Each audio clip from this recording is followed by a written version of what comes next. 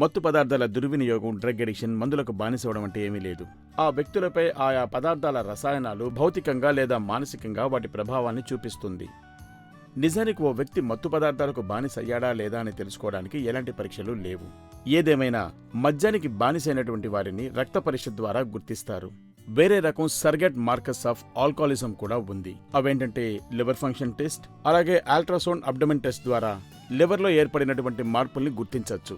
కొన్ని ప్రత్యేకమైన ఓపియాట్స్ అంటే మార్ఫిన్ లేదా పెథిరిన్ లాంటి డ్రగ్స్, అలాగే గంజాయి, కొకైన్ లాంటి వాటికి బానిసలైన వారిని గుర్తించడానికి మూత్ర పరీక్ష ఉంది.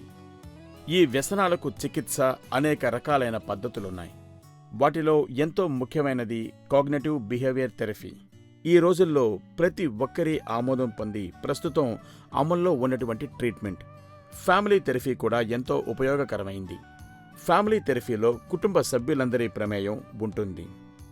ఇందులో సైకియాట్రిస్ట్, సైకాలజిస్టులు కూడా భాగస్వాములవుతారు. దాదాపుగా ఈ చికిత్సలో మందుల పాత్ర చాలా తక్కువగా ఉంటుంది.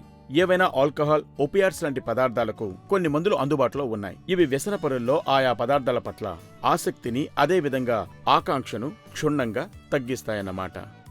ఏదైనా ఈ చికిత్సలన్నిటికీ ప్రేరణే ప్రధానం. వ్యసనపరులకు ప్రేరణ లేకపోతే ఈ చికిత్సలో విజయం సాధించే అవకాశాలు చాలా చాలా తక్కువ.